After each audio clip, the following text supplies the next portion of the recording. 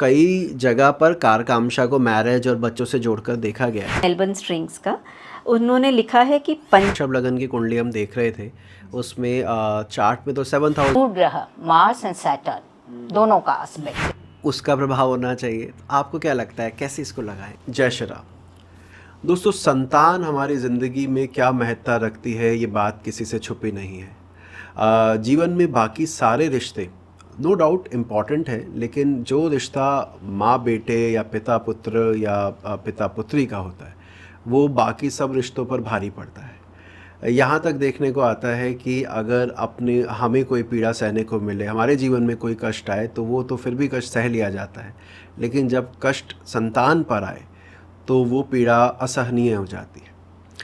आज हम पंचम भाव से संबंधित विषय पर ही बात करेंगे। रिसेंटली हमने एक चार्ट पोस्ट किया था जिसमें कुंडली दी गई थी आपको, और कहा गया था कि इसके बारे में आप अपने विचार रखिए कि इसमें संतान सुख कैसा है, संतान कैसी रहेगी।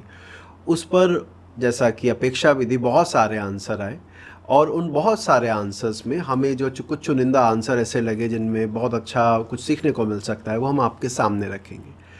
इस यात्रा में मेरे साथ होंगी एनम मखीजा जी। नमस्कार एवरीवन, जय श्री राम। और इला शर्मा जी।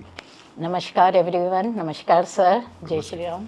जय श्री राम। सो हम तीनों उन चार्ट को जो हमने आपको भेजा था उसको देखेंगे, साथ में आपके आंसर पढ़ेंगे और देखेंगे क्या क्या चीज़ें हम इसको सटीकता से अप्लाई कर सकते हैं। तो शुरुआत करते हैं एनम जी आपसे। मुझे बताइए कि जिनको लाइक ज़्यादा मिले हैं उन आंसर्स में से आपने किस आंसर को चुना? जो आंसर मैं शेयर करना चाह रही हूँ सबके साथ, जो कि हमें अच्छा लगा, वो है मेलबर्न स्ट्रिंग्स का। उन्होंने लिखा है कि पंचम का स्वामी बुध चलित में छठे घर में बैठा है और राहु उसके बहुत करीब है। यह संतान से मतभेद दिखाता है और संतान के लिए बहुत संघर्ष भी दिखाता है। तो आपने ये कहा कि जो वृषभ लगन की कुंडली हम देख रहे थे उसमें चार्ट में तो 7th हाउस में बैठा दिख रहा है, पर इन्होंने नोटिस किया कि वो डिग्री वाइज शिफ्ट हो गया है। जी सर। ओके। और किस हाउस में? 6th हाउस में। अच्छा, राहु केतु के एक्सिस में भी आ गया और कंबस्ट भी है सन से। एक बात बताइएगा इनम जी, यहाँ राहु की डिग्री कितनी है? सर 28 डिग्रीज 15 मिनस के आसपास है। फाइन। और और बुध की जो मैं देख रहा था चार्ट में, बिल्कुल तभी शिफ्ट हुआ है स्कॉर्पियो लगन में, तो 0 डिग्री के आसपास ही। ठीक है, क्योंकि ये जो लाइन उन्होंने यूज़ किया है मेलबर्न स्ट्रिंग ने, वो तब अप्लाई होगी जब बुध और राहु के बीच में डिग्री गैप कम हो। अगर यही राहु यहाँ पर जिस साइन में है वहाँ पर 5 डिग्री 10 का 15 का भी होता, तब अगर हम मरकरी को पीछे ले भी लेते, जो कि भाव चलित लगाना है, तो हम युति नहीं ले सकते थे। तो that's why I am asking कि भाई ये क्यों, मतलब उन्होंने लिखा है तो इसका सही है कि नहीं। तो आपने बताया बुध छठे में चला गया, 5वें घर का स्वामी, और उसमें संघर्ष दिखता है। जी फाइन, आगे। और ये लिखते हैं कि संतान के लिए बहुत संघर्ष तो दिखाता ही है, संतान होगी ज़रूर, क्योंकि लग्न का स्वामी शुक्र और पंचम का कारक जो बृहस्पति है, दोनों का पंचम भाव पर पूरा प्रभाव है। और शुक्र का नीच होना लग्न और जातक के लिए समस्या है, परंतु संतान के लिए नहीं। वो ऐसा कहते हैं कि संतान भाव पर पंचम के कारक बृहस्पति की दृष्टि उसकी नीचता को भंग करती है। सर, इसमें आपका हमारे को इनपुट चाहिए। मैं जो समझा, उन्होंने कहा कि क्योंकि लगन का स्वामी 5वें घर में है तो संतान होने के योग को बल मिलता है। जी है ना इला जी? हम भी यही पढ़ते भी हैं कि त्रिकोण के स्वामी जिस भी भाव में जाते हैं उस भाव की वृद्धि करते हैं, या हमारी एस्पिरेशन उस भाव से ज़्यादा हो जाती है। मैं अगर लग्नेश जिस भाव में बैठा है, व्यक्ति चाहता है कि उस भाव की प्राप्ति उसे हो, तो उस आधार पर ये लाइन सही लगती है। फिर उन्होंने कहा कि संतान का कारक बृहस्पति भी देख रहा है। ये बात भी सही है, बृहस्पति चाहे इस कुंडली के लिए कोई बहुत अच्छा ग्रह ना हो, पर संतान देने का तो इसमें सक्षम है। फिर आपने जो एक लास्ट लाइन बोली कि शुक्र नीच का है और शुक्र की नीचता गुरु कम कर रहा है, भंग कर रहा है। ये नियम वो फलदीपिका वाला वो अप्लाई कर रहे हैं कि क्या शुक्र जिसकी राशि में उच्च होता है, यानी उसका उच्च नाथ, अगर शुक्र को देख ले तो शुक्र की नीचता में कमी आ जाती है। ये स्टेटमेंट अगर आप मुझसे पूछें कि क्या फलित में इस्तेमाल होती है, तो हम ये कहते हैं कि अगर मेरा उच्चनाथ मेरा मित्र है, दोबारा समझिएगा कि अगर ये शुक्र की जगह थोड़ी देर के लिए हम ले लेते हैं शनि को, शनि नीच का होता और शनि उच्च होता है शुक्र की राशि में, राइट। शुक्र शनि को देख लेता तो हम कहते हैं हाँ बिल्कुल सही कह रहे हो, ये शनि की नीचता भंग हो गई। लेकिन जब आप गुरु की राशि में उच्च होते हैं और गुरु के साथ आपके संबंध बहुत अच्छे नहीं हैं गुरु शुक्र के, तो नीचता में कमी जैसे शब्द तो यूज़ कर सकते हैं पर नीच भंग नहीं इस्तेमाल करेंगे। ये हम क्लासेस में भी कई बार कहते हैं कि नीच भंग को लगाते वक्त हमें देखना होता है कि नीच भंग है, नीच भंग राजयोग है या नीच भंग का फ़ायदा कहाँ, तो वो चीज़ है। पर चलिए ठीक है, बहुत बढ़िया, आगे देखते हैं। ये आगे बोलते हैं, यानी कि संतान सुख के पश्चात ही जातक अपनी पहचान बना पाएंगे और योग कारक शनि की तीसरी दृष्टि भी देरी के साथ काम बनाएगी। मंगल का पंचम पर प्रभाव खून को दर्शाता है। सर्जरी से और ज़्यादा खून बहने पर संतान होगी, बाकी सब कुछ दशा पर निर्भर करता है। ओके, इस आंसर में 2-3 पॉइंट डिस्कस करते हैं। इला जी, शनि इस लग्न के लिए योग कारक है, योग कारक है सर। राइट। तो एक नज़रिया ये है जो उन्होंने कहा कि अरे योग कारक दिख रहा है तो फ़ायदेमंद है। दूसरी सोच ये है कि शनि तो सेपरेटिव प्लैनेट है, उसका प्रभाव होना चाहिए। आपको क्या लगता है कैसे इसको लगाएं? सर, वृषभ लगन के लिए शनि योग कारक है, लेकिन शनि अपने जो नैसर्गिक गुण स्वभाव है वो भी दिखाएगा, तो डिले एंड ऑब्स्टिकल्स तो आनी चाहिए। Yes. ओके, और इसका उल्टा कर देते हैं। इस कुंडली में बड़ा एक अजीब केस हुआ। गुरु संतान का कारक है, ये बात सही है, लेकिन इस कुंडली के लिए बहुत बुरा है। अब इसके इस कुंडली में पंचम भाव से दोनों का संबंध हुआ, एक फंक्शनल बेनिफिक का जो कि शनि है और एक फंक्शनल मेलेफिक पर नेचुरल बेनिफिक गुरु। अब इन दोनों में अगर एक की दृष्टि होती तो आप किसकी चाहते हैं कि इसकी हो जाए तो बढ़िया है, इसकी नहीं होनी चाहिए? अगर आपको ऑप्शन दिया जाए तो आप किसको ऑप्ट करेंगे? गुरु की दृष्टि ज़्यादा अच्छी है, शनि की दृष्टि यहाँ ज़्यादा अच्छी है? ट्राई कीजिए। सर, मैं ऑप्ट करूंगी कारक ग्रह को, शनि को। चाहे वो डिले से देगा लेकिन देगा तो ज़रूर, विलम्ब से देगा। और अकारक प्लैनेट अपनी और तरह से क्योंकि आपने बहुत जगह पे फंक्शन क्लासेस में भी बताया, वीडियोस में भी, कि फंक्शनल मैलेफिक अपना दिखाएगा ही, मैलिफिसेंस रिजल्ट्स देगा ही। तो उसके बजाय देरी से मिले पर मिले वाला नहीं सही है। संतान हो जाए लेकिन संतान से कष्ट रहे, उससे बेहतर है विलम्ब से अच्छी संतान मिले। तो यहाँ तो वो दोनों ही केस मिल रहे हैं, मतलब दोनों का प्रभाव आ रहा है। तो चलिए, अच्छा आंसर है, समझ में भी आया। अब इला जी आपके पास आते हैं, आपको कौन सा आंसर अच्छा लगा? सर, मुझे वैसे तो काफ़ी आंसर्स अच्छे लगे, बट एक सौरभ शुक्ला का काफ़ी अच्छा लगा। सौरभ शुक्ला जी का पहला पॉइंट ये है कि लग्नेश जो कि शुक्र है वो 6th लॉर्ड भी है, ठीक है, किंतु शुभ ग्रह होने के नाते और मित्र राशि में बैठने के कारण वो शुभ फल ही देगा। और संतान का सुख जातक के लिए है। तो मैं ये समझा दोनों आंसर जो अभी हमने पढ़े, मेलबर्न स्ट्रिंग का भी और सौरभ जी का भी, दोनों ने लगन लॉर्ड की 5th हाउस में प्लेसमेंट को अप्रिशिएट किया। जी। आपने भी कुछ ऐसा कहा और सिमिलरली आपने भी कुछ ऐसा कहा। ये बात बिल्कुल सही है। मैं भी इसमें अगर कुछ ऐड ऑन करना चाहूँ, लग्नेश का जिस भाव में बैठना, किसी भी भाव में बैठना आपका उस भाव से लगाव दिखाता है। पर अगर आप उस भाव में सिवियरली अफ्लिक्टेड हैं, बहुत ज़्यादा पीड़ित हो जाएं, तो हम कहते हैं उसी भाव के कारण आप दुखी रहेंगे। मैं कई पत्रिकाएं देख चुका हूं और मैं चाहूँगा दर्शक भी इस बारे में बताएं कि जैसे मान लीजिए लग्न का स्वामी सप्तम में बैठा है, ठीक है, तो ये मैरिज के लिए अच्छा होना चाहिए, शादी के लिए, जैसा कि आंसर आ रहे थे। पर वहीं पर उस पर 2 पाप ग्रहों का प्रभाव है, तो हम कहते हैं विवाह तो हो जाएगा पर विवाह के कारण ही अब आप दुखी रहोगे, आपको प्रॉब्लम में आएगी। Same case for 10th house, जब लगन लॉर्ड 10th हाउस में बैठा हो और अफ्लिक्ट हो जाए, तो बाहर से देखेंगे ना, हम उनसे बात करेंगे कैसा करियर है, सब कहेंगे अच्छा तो चल रहा है, इसको क्या दिक्कत है। लेकिन उस इंडिविजुअल से बात करते हैं तो पता लगता है कि वो अपने करियर से बहुत ज़्यादा खुश नहीं है, उसे प्रॉब्लम आ रही है। तो लग्नेश का पंचम में आना, मैं ये नकार नहीं रहा हूँ बुरा है, मैं कह रहा हूँ बहुत अच्छा है, पर जब भी लग्नेश का किसी भाव से संबंध देखो तो ये भी देखो कि वो वहाँ पीड़ित नहीं हो जाए।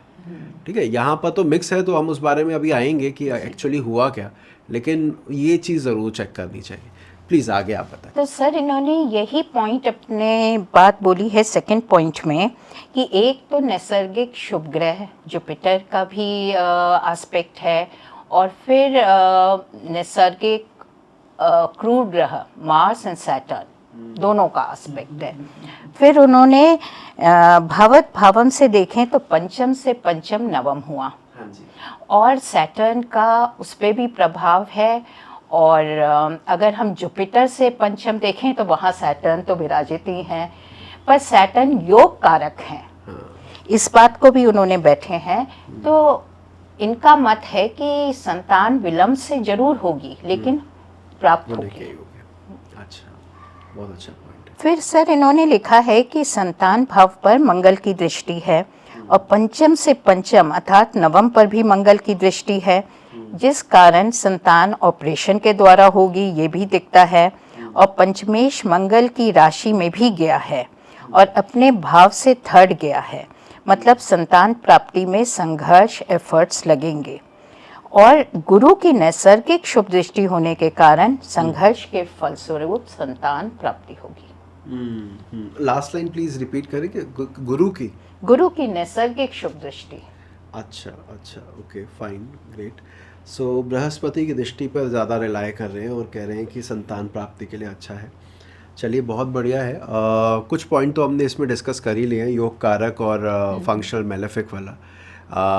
और इसमें शनि मंगल की बात हुई, ये बहुत अच्छा पॉइंट इन्होंने लिया, मंगल वाला जो आपने बताया कि इन्होंने केवल मंगल को पंचम भाव पर दृष्टि डालते नहीं देखा, इन्होंने ये भी कहा पंचम से पंचम पर भी मंगल की दृष्टि है, जो कि भावात भावम नियम का इसी तरह इस्तेमाल होना चाहिए जैसे ये कर रहे हैं।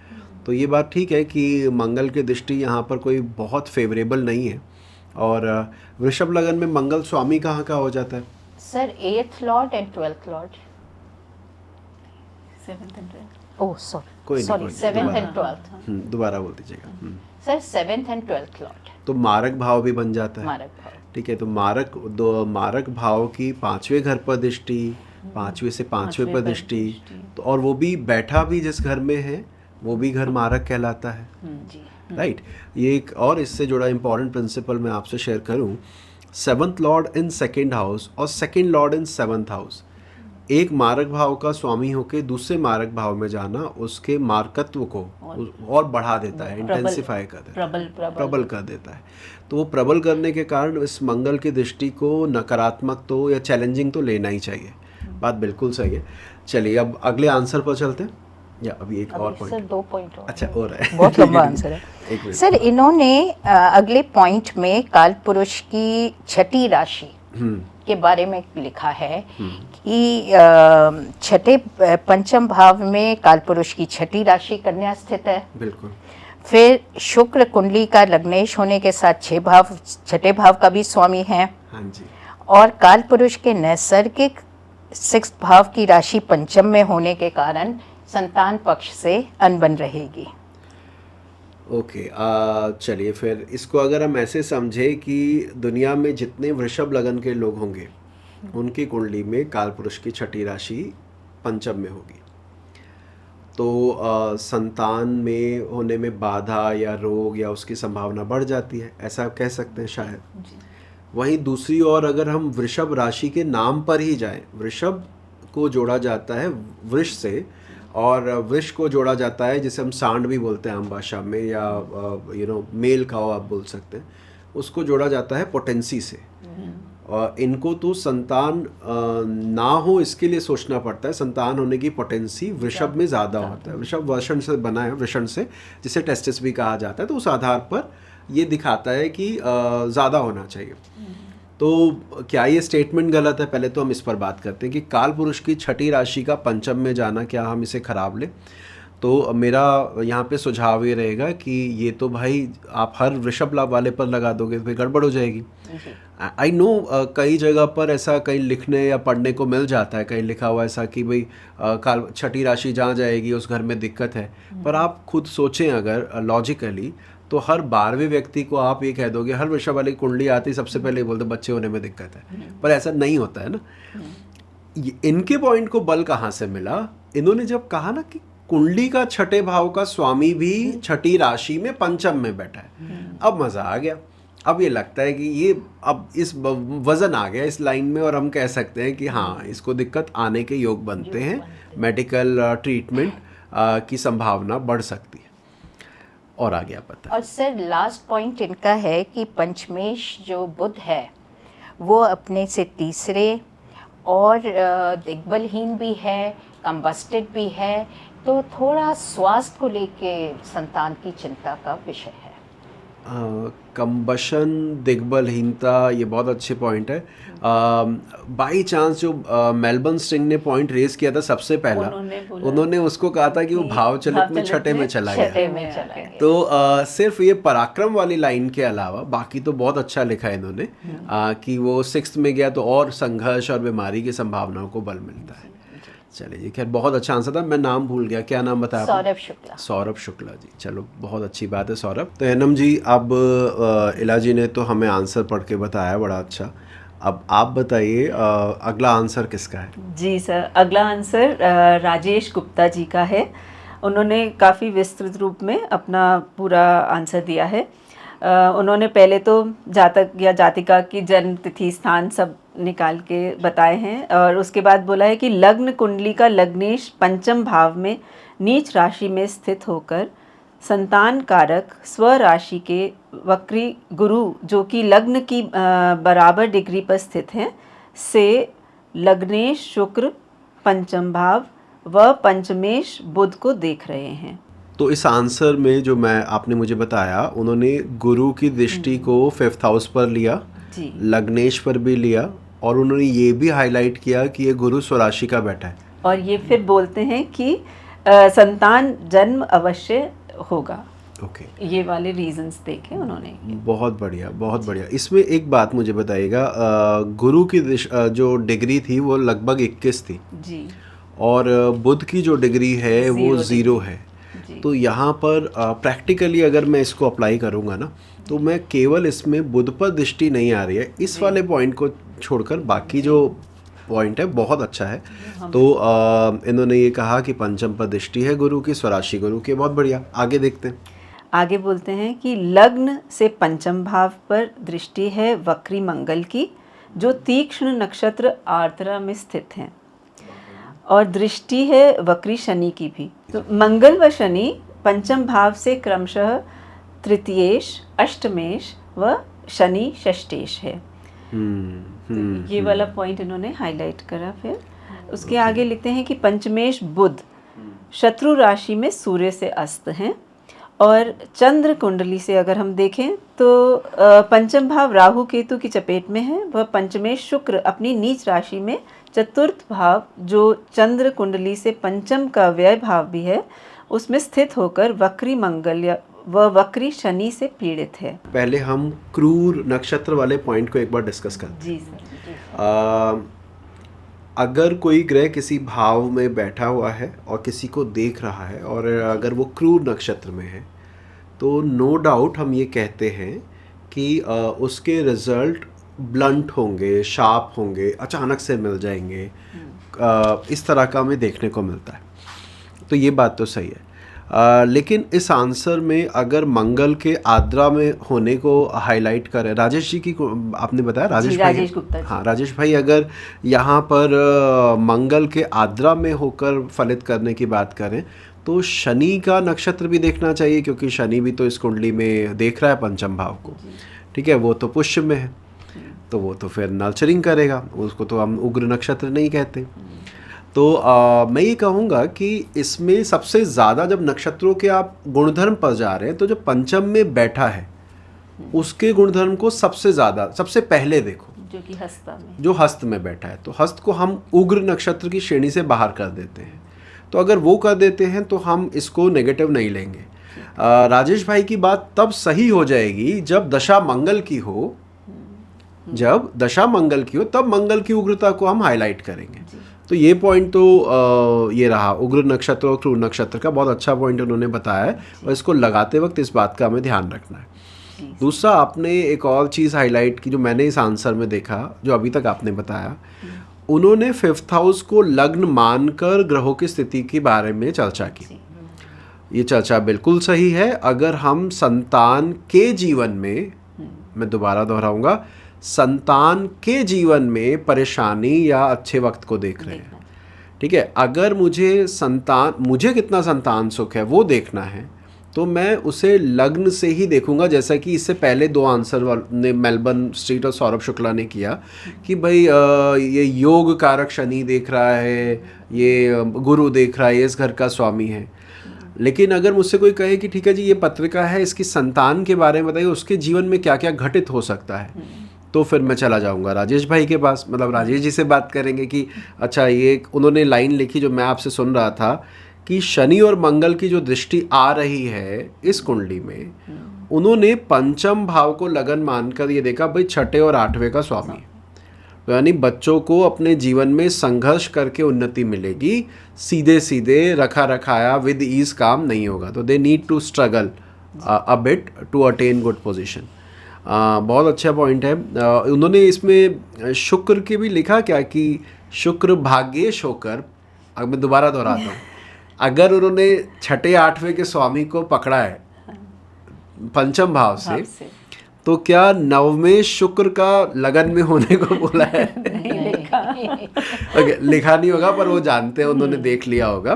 तो हम ये भी ज़रूर कहेंगे कि भाई भाग्याधिपति उसके लगन में बैठा है मेरे बच्चों के, तो बच्चों की जीवन में उन्नति के योग तो हैं। तो खैर बहुत अच्छा आंसर था, प्लीज़ आगे बढ़िएगा।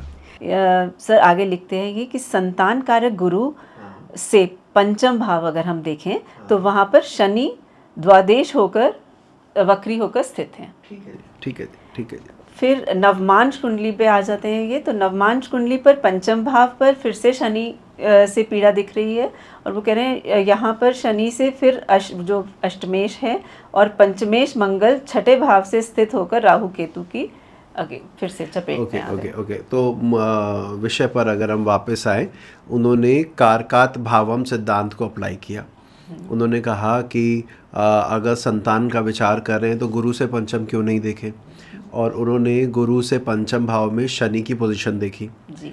उन्होंने ये कहा कि अगर मैं गुरु को लगन बना दूं तो 12वें का स्वामी शनि बनेगा और वो 11वें का भी स्वामी बनेगा, मैं पूरी तरह बात रखूं, और वो मेरे 5वें घर में बैठा है।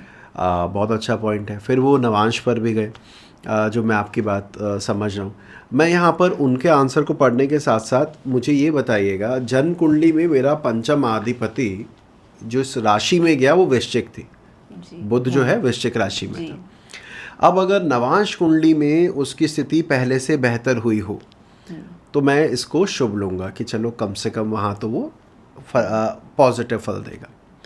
अब हालांकि पुष्कर नवांश के वीडियो को हमारे 2-2.5 साल से ज़्यादा हो चुके हैं, पता नहीं कितने लोगों को याद होगा, लेकिन मैं जानकारी के लिए बता दूं कि ये पंचमेश जो है वो पुष्कर नवांश में है, क्योंकि जब नवांश कुंडली खुली है तो दिमाग में आता है कि कर्क नवांश में जा रहा है वृश्चिक से, तो पुष्कर नवांश में होगा, जो कि अच्छा माना जाता है। ये माना जाता है कि बुध के गुण जातक में अच्छे होंगे। बुध के गुण, मैं दोबारा दोहराता हूँ, थोड़ा पुष्कर नवांश भी इसमें चर्चा कर लेते हैं जब कुंडली आई है तो। जी सर। पंचमेश का पुष्कर नवांश में जाना, एक इसको देखने का नज़रिया ये है, और दूसरा है बुध का पुष्कर नवांश में होना। जिन महानुभावों से मैंने शिक्षा ली, मुझे सीखने का मौका मिला, उनमें बहुत लोगों का जो काफ़ी अनुभवी थे और काफ़ी अच्छा ज्योतिष की वो रखते थे समझ, उनका ये विचार था कि भाव के स्वामी का पुष्कर नवांश में होने का कोई खास फल नहीं मिलता। मैं अगर कहूँ मेरा लग्नेश पुष्कर नवांश में है तो क्या मेरा लगन बढ़िया हो जाएगा, तो वो उनके अनुसार वो कहते नहीं। तुम कहते फिर क्या फ़ायदा पुष्कर नवांश में जाने का, जब लग्नेश होकर पुष्कर नवांश में गया, आप कुछ मना कर रहे हो। उनका ये मानना और कहना था कि ग्रह के नैसर्गिक कारकत्व पुष्कर नवांश में बढ़ जाते हैं। जी सर। अगर बुध बैठा है तो विजडम बढ़ जाएगा, बुद्धि अच्छी हो जाएगी, विवेक आ जाएगा, धार्मिक हो जाएगा व्यक्ति। लेकिन इसको संतान उन्नति करेगी ऐसे जोड़ के देखना या संतान के लिए शुभ हो गया, वो नहीं लेना चाहिए। हालांकि ये ना तो आंसर में था तो हम उनको कोई करेक्ट नहीं कर रहे, मैं अपने आप को करेक्ट कर रहा हूँ कि पुष्कर नवांश में है पंचमेश, लेकिन उसके बावजूद मैं पंचम के शुभ फल वहाँ से नहीं अपेक्षा करूँगा। तो यहाँ पे सर हम इसको जातक के लिए लेंगे या मतलब चाइल्ड के लिए लेंगे? ओके, हम जातक के गुण लेंगे। इसमें अगर हम ऐसे D1 देखें तो मर्क्यूरी इज एस्पेक्टिंग द लग्न आल्सो। करेक्ट। तो वो बुध जो है अगर वो लेकिन है, अगर हम भाव चलित में आ जाए तो वो पीछे मैं आ ही रहा था उस तो पर, आप ही आ गए। उसमें कौन सा कहाँ पर जाके उसको हम देखें कि वो जातक के लिए कितना अच्छा होगा पुष्कर में जाने का? फाइन, देखिए ऐसा है, जो ग्रह लगन से डायरेक्ट संबंध बनाए, लग्नेश होकर लगन को देखकर, तो उसका प्रभाव तो ऑटोमेटिकली नेटिव को मिलता है। हम कह रहे हैं कि भैया वो कनेक्टेड नहीं भी है, बट स्टिल अगर वो पुष्कर नवांश में है तो उसके गुणधर्म आपके व्यक्तित्व में नजर आएंगे। अगर मैं यहाँ एग्जाम्पल के लिए अमिताभ बच्चन जी का चार्ट की बात करूँ, उनका बृहस्पति पुष्कर नवांश में है, लेकिन वो बृहस्पति छठे घर में है, तो ऑटोमेटिकली दिमाग में था छठे घर में है, छठा तो लगन को देखता नहीं, तो बृहस्पति के गुण नहीं आने चाहिए। लेकिन विद्वता, बात करने का लहजा, वो सम्माननीय जिस तरीके से वो नॉर्मली बात करते हैं, तो और वो यंग एज से आप उनके कोई इंटरव्यू उठा के देख ले, कभी ऐसा कोई फूहड़ कुछ इस तरह का नहीं लगता कि वो इस तरह व्यवहार करते हैं अपनी पर्सनल लाइफ में। बाकी तो खैर परमात्मा जाने, लेकिन कुंडली जितनी बता रही है उस हिसाब से हम कहेंगे नहीं, ये सहनशीलता इस जातक में होगी।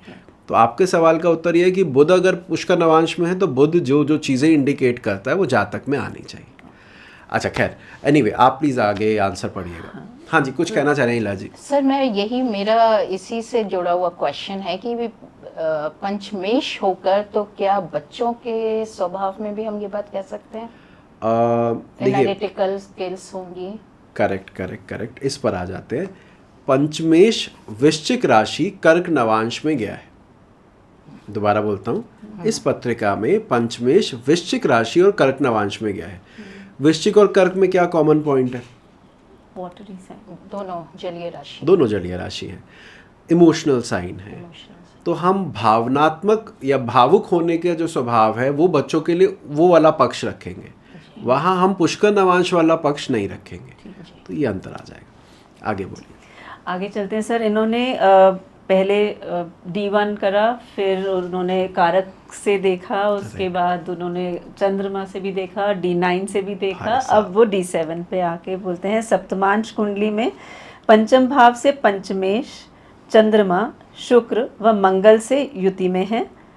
शुक्र शुभ ग्रह है, लेकिन सप्तमांश कुंडली का अष्टमेश भी है, तो यह मंगल और मंगल भी क्रूर ग्रह है। अब उन्होंने यहाँ पर लाके ये बात रोक दी अपनी, और फिर जेमिनी से देखा उन्होंने कि कारकांश कुंडली से पंचम भाव पर वक्री शनि राहु की जेमिनी दृष्टि देता है। तो उपरोक्त सभी विश्लेषण से अपनी बुद्धि व विवेक के अनुसार संतान विलंब से हुई होगी, तथा प्रत्येक कुंडली से 6, 8, 12 भाव या भावेश का संबंध होने की वजह से पीड़ा दिखाती है, और संतान के साथ कोई अनहोनी घटना भी हो सकती है। ओके जी, बहुत बढ़िया पॉइंट आपने ऑलमोस्ट सारे पॉइंट उन्होंने कवर किया। जो मैं दोबारा समझा, जो लगन से भी देखा, चंद्र कुंडली से भी देखा, कारक गुरु से भी देखा, काल पुरुष की कुंडली से तो नहीं, वो इला जी ने बोला था, वो पहले सौरभ शुक्ला जी का आंसर था शायद, तो वो उन्होंने कवर किया। फिर D9 पर आए, उन्होंने D9 के साथ भी से क्लब करा, और D7 पर भी आए, D7 पर और जेमिनी के कारकांश पर आए। देखिए जेमिनी में जब हम जाते हैं संतान को लेकर, तो पुत्र कारक जो पी के जो 5वें नंबर पर जिसकी डिग्री होती है, आत्म कारक से पंचम भाव, आत्म कारक जहाँ बैठा है उससे पंचम भाव, इनकी इम्पोर्टेंस ज़्यादा हो जाती है। कारकांक्षा नो डाउट कई जगह पर कारकांक्षा को मैरिज और बच्चों से जोड़कर देखा गया है, पर जो ज़्यादा उपयोगिता मेरे अनुभव में आई है वो है स्थिर कारक, चर कारक, आत्म कारक से पंचम भाव, इस पर फोकस करके ज़्यादा देखें तो बेहतर रहता है। पर स्टिल उन्होंने पॉइंट बड़ा अच्छा रखा, तो बहुत अच्छी बात है Rajesh ji, keep it up. आगे बढ़ते हैं, अगले आंसर पर चलते हैं। अगला आंसर किनका है? अगला आंसर सर राहुल कपासिया जी का है। इनको बहुत लाइक्स भी मिली हैं। Very good. और इनका जो पहला पॉइंट है वो वही वाला है कि लग्नेश नीच होके पंचम में बैठा है, 2 क्रूर ग्रहों की दृष्टि है, जुपिटर की है। पर उसके साथ ही वो मैं रिपीट नहीं करूँगी, एक एक्स्ट्रा पॉइंट लिखा है कि पंचम भाव पे गुरु की दृष्टि होने की वजह से व्यक्ति को 1 से ज़्यादा संतान होने के योग हैं। इस पे कुछ बताइए। जी जी जी जी जी। संतान कितनी होगी आज के टाइम में ना? पहले तो ये प्रश्न अपने आप में बड़ा ही कॉम्प्लिकेटेड हो गया है और बड़ा मुश्किल हो गया इसका जवाब देना। मैं अगर अपने व्यक्तिगत अनुभव से बताऊं, कारण क्या है कि अगर मैं गलत नहीं हूँ तो 1975 से 1980, 83, 85 तक लोग 3 संतान 2 संतान वाला वो फ्रेमवर्क था। अभी 90s में आके 1 संतान पर आ गए और अभी तो काफ़ी लोग संतान करना भी नहीं चाहते। ये स्थिति देखते हुए नंबर ऑफ चाइल्ड के ऊपर कमेंट कर पाना, जो पुराने ग्रंथों में बताया गया था कि D7 में देखो नवांश में कितने घर आगे गया, D9 में देखो, वो पुराने केसेस में तो लगता है लेकिन नए केसेस में नहीं। ठीक है, तो वो तो मैं अब उसको उस नियम को नहीं लगाता। रिसेंटली आपको एक बात बताता हूँ, हमारे एक बड़े अच्छे छात्र हैं, तो वो पाकिस्तान से थे। तो उन्होंने पूछा कि मेरी पत्रिका में कितनी संतान दिखती है। तो अब भारत में फ़िलहाल के लिए अगर मैं बोलूँ, नॉर्मली लोग 1-2 संतान से ज़्यादा करते नहीं, पर अभी पाकिस्तान में सोच का अंतर है, वहाँ अलग तरीके से सोचा जाता है। तो वहाँ पर वो नियम मेरे पहली बार काम आया। मैंने कहा यहाँ पर लग जाएगा कि भाई जो वो पूछ रहे हैं उसका जवाब मैं दे सकता हूँ। तो परमात्मा उनकी बच्चों की आयु लंबी करे और उनको और बरकत दे। तो वहाँ पर वो लग गया। लेकिन नॉर्मली हम इंडिया में अब वो प्रिंसिपल के ना देश काल पात्र के हिसाब से you need to modify rules, तो यहाँ पर वो अप्लाई नहीं होता। अगर जैसा आपने कहा कि बृहस्पति देख रहा है, क्या बृहस्पति वक्री होके देख रहा है? जी सर। तो फिर हम कहेंगे हाँ 1 से ज़्यादा संतान की योग है। ठीक है, और तो जो ये बात उन्होंने लिखी है इसमें वक्रत्व की वजह से हम इस चीज़ को कंफर्म करेंगे। प्लीज़ आगे आप बताएं। और सर इन्होंने भी चंद्र कुंडली से भी देखा है, लग्न कुंडली के अलावा, और ऐड ऑन किया है कि चंद्र कुंडली से भी पंचमेश नीच है तथा छठे और 8वें भाव के स्वामी से दृष्ट है। चंद्र कुंडली से पंचमेश नीच है, बिल्कुल सही। और छठे और 8वें भाव के स्वामी से दृष्ट है। बिल्कुल। और लगन कुंडली में लग्नेश से पंचमेश तृतीयस्थ है, जो खिसक के अब ये 2-12 हो रहे हैं। तो संतान से विवाद के योग भी नजर आते हैं। अभी हम डिस्कस कर रहे थे कि बुध जो है वो भाव चलित में पीछे आ जाएगा। अगर मैं शुक्र बुध की डिग्री में देखूं, डिग्रीज पर जाऊं, तो 19 डिग्री का शुक्र है और उससे अगले घर में 19 डिग्री तक एक भाव हो जाएगा कि 2-12 हो जाएंगे। अब उसमें अगर 19 में मैं 15 जोड़ देता हूं तो हम भाव चलित के हिसाब से आगे पहुंच जाएंगे।